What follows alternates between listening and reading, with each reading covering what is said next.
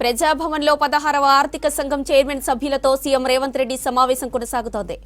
ఈ మీటింగ్కి deputy CM Bhatti Vikramarka, మంత్రులు శ్రీధర్ బాబు, ఉత్తమ్ కుమార్ రెడ్డి, కోమటిరెడ్డి వెంకటరెడ్డి, పొన్నం ప్రభాకర్, పొంగులేటి శ్రీనివాసరెడ్డి, ప్రభుత్వ సలహాదారులు కె కేశవరావు, షబీర్ అలీ, సీఎస్ శాంతికుమారితో పాటు ఉన్నత అధికారులు అటెండ్ అయ్యారు. ఈ భేటీలో ప్రధానంగా కేంద్రం నుంచి రాష్ట్రానికి రావాల్సిన నిధుల పెంపు విషయంపై డిస్కషన్ జరుగుతోంది. అభివృద్ధి కార్యక్రమాలను దృష్టిలో ఉంచుకుని నిధులు కేటాయించాలని ప్రభుత్వం కోరుతోంది. ఇక రాష్ట్రాలకు పన్నుల ఆదాయం విషయంలో కూడా మార్పులు చేయాలని సీఎం రేవంత్ రెడ్డి ఆర్థిక సంఘం టీంకు రిక్వెస్ట్ చేయనున్నారు. ఫైనాన్స్ కమిషన్ మీటింగ్ కి సంబంధించి మరిన్ని డీటెయిల్స్ యాదగిరి లైవ్ లో అందిస్తారు.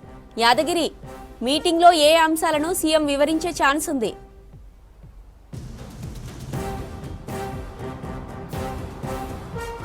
జ్యోతి, ప్రజాభవన్లో కొద్దిసేపటి క్రితమే 16th ఫైనాన్స్ కమిషన్ సభ్యులతో CM Revanth Reddy, deputy CM Bhatti విక్రమార్కతో పాటు మంత్రులు పొంగులేటి శ్రీనివాసరెడ్డి, పొన్నం ప్రభాకర్, ఉత్తమ్ కుమార్ రెడ్డి, శ్రీధర్ బాబులు, తర్వాత ఈ ప్రభుత్వ సలహాదారులు కె కేశవరావు, షబ్బీర్ అలీతో పాటు ప్రభుత్వ ప్రధాన కార్యదర్శి శాంతికుమార్తో పాటు పలువురు సీనియర్ ఐఏఎస్ అధికారులు ఈ సమావేశంలో పాల్గొన్నారు.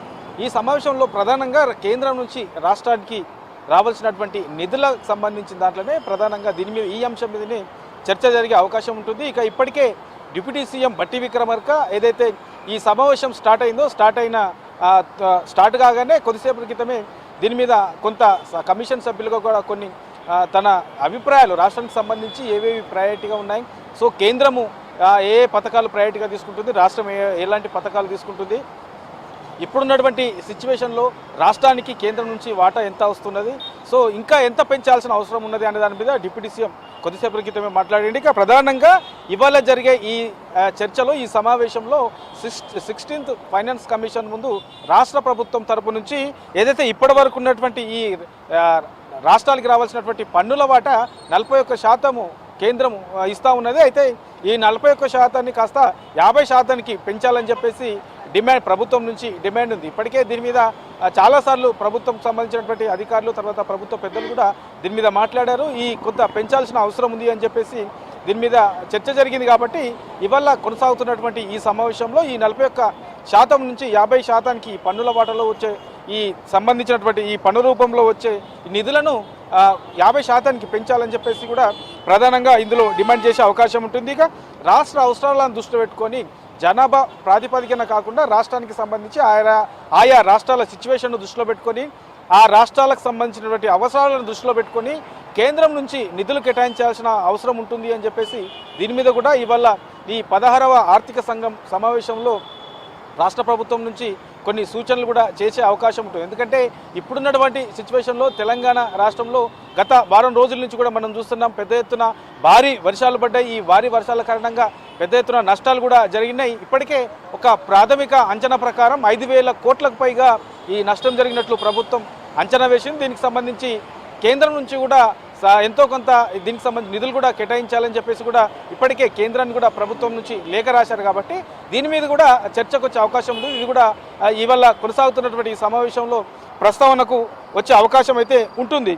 ఇక వీటితో పాటు ఈ రైతు భరోసా, రాష్ట్ర ప్రభుత్వం అమలు చేస్తున్నటువంటి రైతుల కోసం అమలు చేస్తున్నటువంటి రైతు భరోసా, రైతులకు సంబంధించినటువంటి ఈ రుణమాఫీకి సంబంధించి ఇవి రాష్ట్రానికి జీవన లేఖ లాంటివి. సో ఇట్లాంటి వాటిపైన కూడా కొంత కేంద్ర ప్రభుత్వం కూడా కొంత ఇట్లాంటి వాటిని దృష్టిలో పెట్టుకొని అదనంగా కొంత నిధులను కూడా కేటాయించాల్సిన అవసరం ఉంటుంది. తర్వాత ఆర్థిక భరోసాను ఇచ్చే విధంగా ఉంటాయి కాబట్టి, రైతులను ఆదుకునే విధంగా ఉంటాయి కాబట్టి ఇలాంటి వాటిపైన కొంత ఉదార సాభంతో కొన్ని నిధులు కూడా కేటాయించాల్సిన అవసరం ఉంటుంది అనే అభిప్రాయాలను అయితే ఇవాళ కమిషన్ ముందు రాష్ట్ర ప్రభుత్వం తరపు నుంచి చెప్పే అవకాశం ఉంటుంది. ఇక వీటితో పాటు ఏదైతే కేంద్ర ప్రభుత్వం కొన్ని పథకాలను అమలు చేస్తుంది, ఇప్పటికే ఈ కేంద్ర ప్రభుత్వం కూడా కొన్ని రైతులకు సంబంధించి లేదంటే ప్రజలకు సంబంధించినటువంటి అభివృద్ధి పేరుతో కొన్ని సంక్షేమ పథకాలు కూడా కేంద్ర ప్రభుత్వం అమలు చేస్తుంది.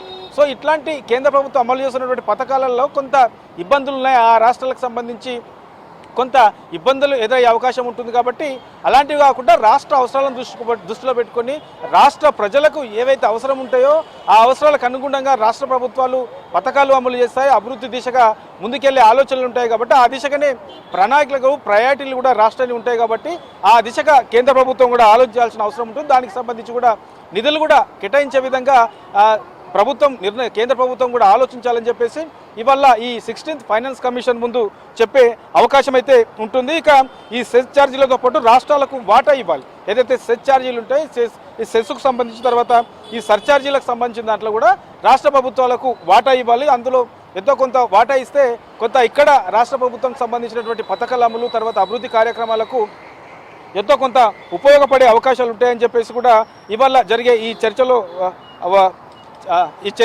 ఇవి కూడా చర్చించే అవకాశం అయితే ఉంటుంది. ఇక సంక్షేమ పథకాలకు సంబంధించి ఈ సంక్షేమ కార్యక్రమాలను బలోపేతం చేసే విధంగా రాష్ట్రం అభివృద్ధి అయ్యే విధంగా కొంత నిధులను అయితే కేటాయించాల్సిన అవసరం అయితే ఉంటుంది. ఇప్పటి వరకు ఉన్నటువంటి సిచ్యువేషన్లో ఏదైతే ఈ 16th ఫైనాన్స్ కమిషన్ సమావేశంలో నిన్న కూడా వివిధ రాజకీయ పార్టీల నేతలకు సంబంధించిన వాళ్ళు కూడా దీని మీద ఏదైతే ఇప్పటి వరకు ఇస్తున్నటువంటి ఈ 41% వాటా అయితే ఏదైతే ఉందో ఈ 41% వాటాను పెంచాల్సిన అవసరం ఉంది అని చెప్పేసి అన్ని రాజకీయ పార్టీల నేతలు కూడా చెప్పారు. తర్వాత ప్రభుత్వం తరపు నుంచి కూడా ఇవాళ CM Revanth Reddy, deputy CM బట్టి విక్రమార్క కూడా దీని మీద ఇవాళ 16th ఫైనాన్స్ కమిషన్ సభ్యులకు ఈ సమావేశంలో చెప్పే అవకాశం ఉంటుంది. కానీ అన్ని రాజకీయ పార్టీల నుంచి కూడా ప్రధానంగా దీని మీదనే ఈ ప్రస్తావన ఎక్కువగా ఉంది కాబట్టి ఈ అంశంలోనే చర్చించే అవకాశం ఉంటుంది. ఎందుకంటే ఇప్పుడున్నటువంటి దాంట్లో ఈ 41% ఇస్తున్నామని చెప్తున్నప్పటికీ పూర్తి స్థాయిలో ఈ 41% కూడా రావట్లేదనే అభిప్రాయాలు కూడా ఉన్నాయి. కాబట్టి ఈ 41% కాదు, దీన్ని మరింత పెంచి 50%కి ఇవ్వాలని చెప్పేసి ఇవాళ జరిగే ఈ సమావేశంలో చర్చించే అవకాశం అయితే ఉంటుంది. ఇట్లా ఓవరాల్గా రాష్ట్రాన్ని దృష్టిలో పెట్టుకొని, రాష్ట్ర అవసరాలను దృష్టిలో పెట్టుకొని, రాష్ట్ర అభివృద్ధిని దృష్టిలో పెట్టుకొని రాష్ట్రానికి కేంద్రం నుంచి కేటాయించాల్సినటువంటి నిధుల మీదనే ఇవాళ జరిగే ఈ సమావేశంలో ప్రధానంగా చర్చించే అవకాశం ఉంటుంది. జ్యోతి.